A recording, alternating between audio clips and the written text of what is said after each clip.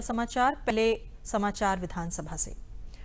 विधानसभा में आज विपक्ष द्वारा प्रदेश की कानून व्यवस्था को लेकर लगाए गए आरोपों प्रत्यारोपों का जवाब मुख्यमंत्री योगी आदित्यनाथ ने सिलसिलेवार जवाब दिया। महिला उत्पीड़न की घटनाओं को लेकर लगाए जा रहे आरोपों को सिरे से खारिज किया। उन्होंने महिला उत्पीड़न के अलावा बिजनौर के सीजेएम कोर्ट में हुई हत्या का उल्लेख करते हुए कहा कि जो जैसा करता है वो वैसा भरता है। बिजनौर की घटना में ऐसा ही हुआ। सरकार न्यायपालिका की सुरक्षा को लेकर खासी गंभीर है। इस दिशा में न्यायपालिका की सुरक्षा की व्यवस्था का प्रस्ताव न्यायपालिका को भेजा है और जैसे ही न्यायपालिका इस प्रस्ताव को मंजूर करती है तो वैसे ही प्रदेश सरकार इसे लागू कर देगी। उन्होंने कहा कि महिला उत्पीड़न की घटनाएं दुर्भाग्यपूर्ण हैं, इस पर राजनीति नहीं होनी चाहिए। भाजपा और उसकी सरकारों ने ही महिला और सुरक्षा को ध्यान में रखते हुए बेटी बढ़ाओ बेटी बचाओ के अलावा महिलाओं के लिए उज्ज्वला योजना, उनके लिए शौचालय जैसी विभिन्न योजनाओं को संचालित किया है। बेटियों की सुरक्षा के लिए सरकार ने जब एंटी रोमियो स्क्वाड का गठन किया तो सबसे पहले समाजवादी पार्टी के अध्यक्ष ने इसका विरोध किया। उन्होंने कहा कि यदि महिला सुरक्षा को लेकर सरकार गंभीर न होती तो सिद्धार्थनगर में दुष्कर्म के एक मामले में 5 दिन में, औरैया में 27 दिन में दोषियों को सजा दिलाई गई। उन्नाव में 5 आरोपियों को जेल भेजा गया। मैनपुरी की घटना में डीएम के खिलाफ कार्रवाई की गई। उन्होंने भरोसा दिलाया कि किसी भी अपराध के दोषी को बख्शा नहीं जाएगा। उन्होंने कहा कि कानून व्यवस्था के बद से बदतर होने का आरोप निराधार है। इसका अंदाजा इसी से लगाया जा सकता है कि कुंभ के आयोजन, धारा 370 हटने और राम जन्मभूमि पर फैसला आने के बाद प्रदेश में कहीं कोई अप्रिय घटना नहीं हुई है। प्रदेश की कानून व्यवस्था सर्वोत्तम है। नागरिक संशोधन कानून पर विपक्ष द्वारा विधानसभा में किए गए हंगामे को सदन की अवमानना बताते हुए कहा कि सदन के अंदर काली पट्टी बांधकर आना सदन की अवमानना है। इससे पूर्व कानून व्यवस्था के मुद्दे पर नेता प्रतिपक्ष राम गोविंद चौधरी ने कहा कि सूबे में कानून व्यवस्था नाम की चीज नहीं रह गई है। मानवाधिकार आयोग ने भी महिला उत्पीड़न की घटनाओं में यूपी को नंबर 1 बताया है। सुप्रीम कोर्ट ने भी इसी तरह की टिप्पणी की है। महिला उत्पीड़न की घटनाओं को लेकर उन्होंने उन्नाव, मैनपुरी, फतेहपुर की घटनाओं का उल्लेख भी किया है। ऐसी घटनाओं पर सरकार को शर्म आनी चाहिए और विधानसभा भंग कर जनता के बीच आना चाहिए। कांग्रेस के वरिष्ठ सदस्य अजय कुमार लल्लू ने कहा कि यूपी में कानून व्यवस्था ध्वस्त है। बसपा के लालजी वर्मा ने भी प्रदेश की कानून व्यवस्था को बदतर बताया।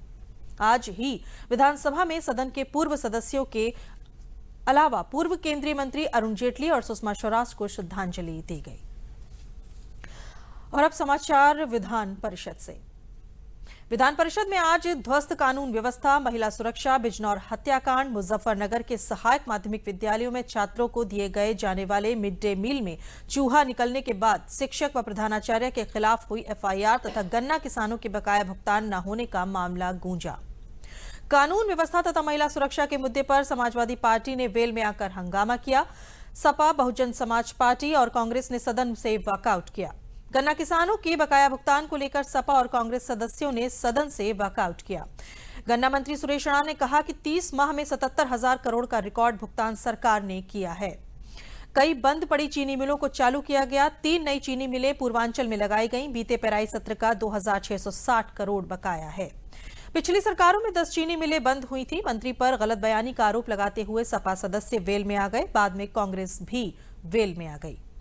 प्रश्न प्रहर शुरू होते ही नेता प्रतिपक्ष अहमद हसन ने कहा कि हमने नोटिस दी है कि बिजनौर की सीजेएम कोर्ट के अंदर बेखौफ बदमाशों ने गोली मारकर हत्या कर दी, जो प्रदेश की गिरती हुई कानून व्यवस्था को बयां करता है। ये पहली घटना नहीं है। प्रदेश में ना तो कोर्ट महफूज है और ना ही सड़क। प्रदेश में शरीफ लोगों पर लाठीचार्ज हो रहा है जबकि अपराधियों पर कोई कार्रवाई नहीं हो रही है।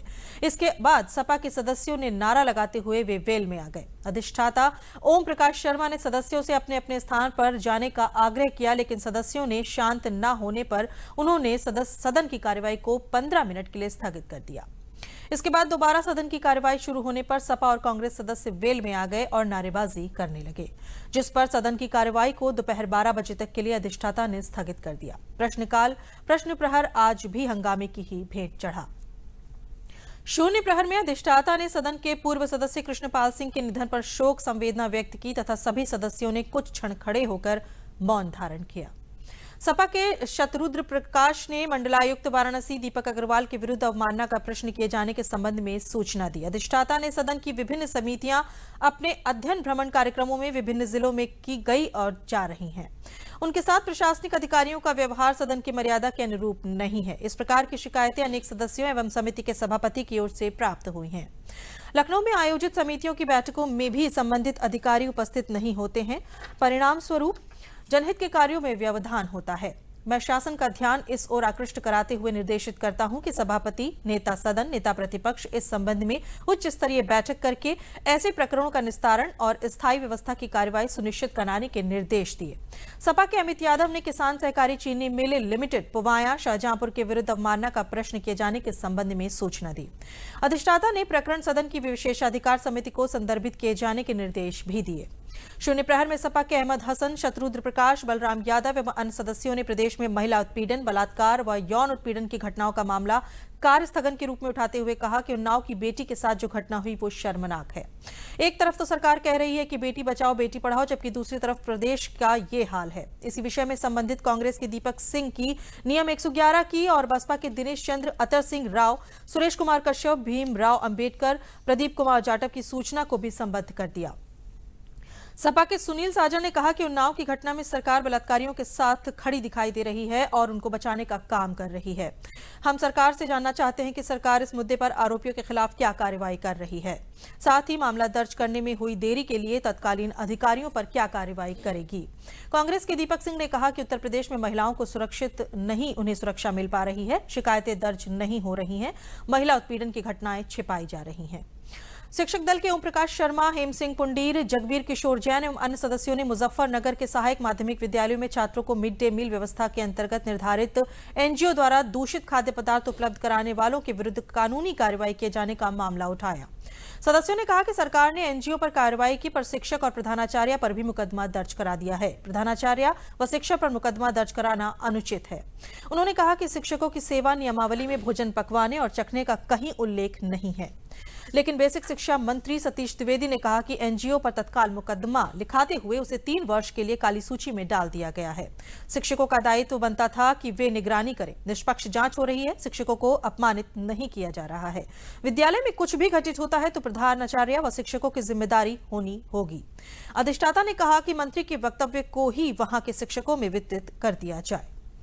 इसी के साथ विधानमंडल समाचार समाप्त हुए। नमस्कार।